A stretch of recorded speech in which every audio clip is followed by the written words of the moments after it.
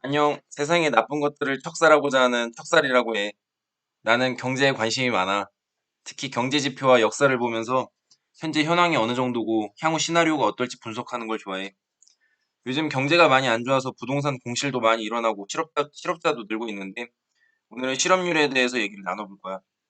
일단 올해 4월 미국 실업률이 역대 최고를 찍었어. FRED라는 사이트를 알지 모르겠지만 FRED는 Federal Reserve Economic Data의 약자로 세인트루이스 연방준비은행에서 운영하는 경제 통계 자료 데이터베이스를 보여주는 사이트야. 잠깐 들어가서 보여주면 이러한 사이트인데 38만 4천 개가 넘는 경제 시계열 자료를 차트로 보여주거나 마이크로소프트 엑셀이나 텍스트 형태로 다운로드 받을 수 있어. 미국을 기준으로 데이터를 내는 사이트고 이 데이터는 매우 공신력이 있는 부분이 70년간의 데이터를 언제 금융위기가 왔었는지까지 표현해줘. 이는 일부 데이터만 표현함으로써 이제 데이터의 경향을 편협하게 해석하는 잘못을 피할 수 있게 해주지. 어느 데이터도 이런 식의 데이터를 내주는 금융기관, 국가는 없어. 왜냐하면 경제 지식은 최대한 서민들이 몰라야 하기 때문에 안 좋은 데이터 지표는 감축이 급급하거든. 여태까지 자본주의는 이렇게 흘러왔어. 노동자들의 고열을 빨아 경제를 성장시키면 경제 교육을 1도 받지 못한 서민들에게 금융위기란 것을 선물해 줌으로써 우리는 원점으로 돌아가거나 혹은 철저히 무너졌지. 우리 할머니, 할아버지 세대들이 겪었던 것처럼 살면서 경제 교육을 제대로 받아본 적이 있어? 어려운 경제 용어 뜻풀이 말고 우리가 언제 한번 부동산의 흐름, 자금의 흐름, 금융위기의 역사 이런 것들을 공식적으로 배워봤나?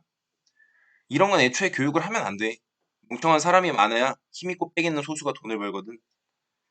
그럼 지금처럼 인터넷이 발달한 시기에는 어떻게 될까? 모두가 똑똑해져서 돈을 잘 벌까? 아니지. 그랬다면 우리도 부자겠지. 그럼 왜 우리는 제대로 된 정보를 얻기 어려울까? 인터넷에 온갖 찌라시가 난무하며 진실을 가리고 있잖아. 우리는 언제나 약자일 수밖에 없어. 자본주의는 돈이 곧 힘이고 그 돈을 얻으려면 양질의 정보를 선점할 수 있는 기회가 있어야 되는데 돈이 없는 우리는 정보를 선취할 기회를 갖지 못하는 거지.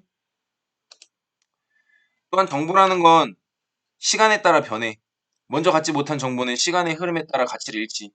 그치만 무지한 나는 가치가 떨어진 것도 모르고 그게 가치 있는 줄 알고 쥐고 있는 거야. 너도 그렇겠지? 그래서 최대한 정보를 공신력 있는 데이터로만 경제 관련 현황을 분석해 보고자 해.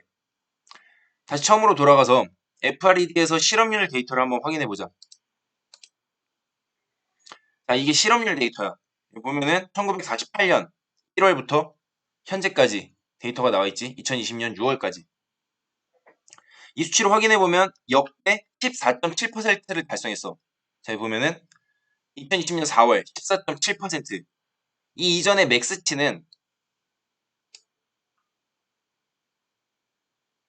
1982년도에 10.8%였어. 요걸 확대해서 보면 두 달 동안 이렇게 일어났었던 거야. 그런데 14.7%라는 말도 안 되는 수치가 발생한 거지. 인구수가 늘어나서 실업자 수도 동시에 는 거면 이해하겠는데 기율이 늘어나 버린 거니까 심각한 거지. 근데 이 수치가 20년 4월 14.7%, 근 15%를 달성했단 말이야. 이게 5월 13.3%, 6월 11.1%로 여전히 역대급 수치를 달성 중인 것이고 이에 대한 후폭풍은 금융위기의 역사를 좀 봤던 사람들이라면 어마어마하겠다 싶을 거야. 이 수치가 작다고 느끼는 사람을 위해서 설명하자면 실업률을 측정할 때에는 경제, 비경제 활동 인구로 나눠 측정해야 되기 때문에 실질적인 실업자 수를 측정하는 게 아니야. 일주일간 1시간이라도 일을 해서 급여를 받으면 취업자로 분류가 되지. 실질적으로 내 주변에는 엄청난 숫자의 취준생, 퇴직자, 실업자를 볼 수밖에 없는 거야. 이와 관련해서 확장 실업률이라는 것을 적용하게 되면 실제 실업률보다 2.5배 수준의 실업률이 드러나지만 이마저도 모든 실업자 수를 제대로 반영하지 못해. 그럼 사람들이 이런 얘기를 하겠지. 지금 주식도 오르고 2200포인트 달성했는데 부동산 규제 나와도 안 떨어지는데 그럼 그거 그렇게 바로바로 반응 안 와. 주포들이 개미들 학습시켜서 세뇌시키고 차근차근 물량 던지면서 도망쳐야 될 거 아니야. 흔히 아는 재벌들이 털어야 할 물량은 어마어마해. 우리가 매도 누른다고 팔릴 양이 아니야. 우리처럼. 하루 종일 몇 달에 걸쳐서 팔아야 해. 아니면 빅딜을 해서 그 다음날 하한가가 나오겠지. 이 실업률은 미국만의 데이터야.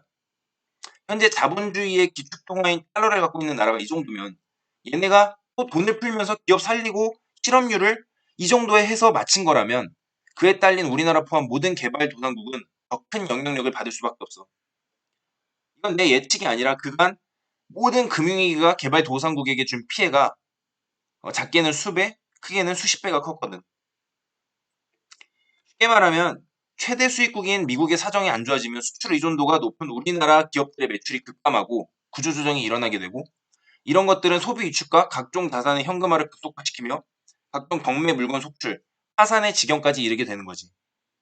전혀 상황에 피하지 않은데 이런 투자 심리를 자극하는 언론을 믿고 그걸 정보랍시고 공유하는 우리 서민들은 어떻게 해야 할지 다시 한번 고민해 봐야 할 때인 것 같아. 신체기는 이미 왔고 국가부도 600년치 데이터 평균은 4년이 걸려. 저점을 찍는 데까지. 그래서 4년 뒤까지 아무것도 사지 말고 현금을 갖고 있자. 달러면 더 좋아. 왜냐면 원하는 위기 시에 달러보다 가치 하락이 더 크거든. 금이 좋지 않냐는 사람이 많은데 금도 자산이라 저점 찍었을 때 부동산이든 주식이든 살 때 이 가치를 얼마나 쳐줄지 알 수가 없어. 그 당시에 말이야. 그리고 금 값이 이미 너무 올라버려서 해칭 투자의 매력은 없다고 봐. 이 부분에 대해서는 나중에 추가 영상을 제작해서 올리도록 할게. 그리고 4년 뒤 저점을 찍었을 때 서울 변두리에 뭐라도 영끌해서 사자. 장기 침체일 수도 있는데 우리나라가 일본이나 베네수엘라, 짐바브웨처럼 통화를 마구 찍어낼 가능성은 거의 없어. 그래서 하락 후 반등한다고 보고 시나리오를 그려본 거야. 나도 그럴 거고.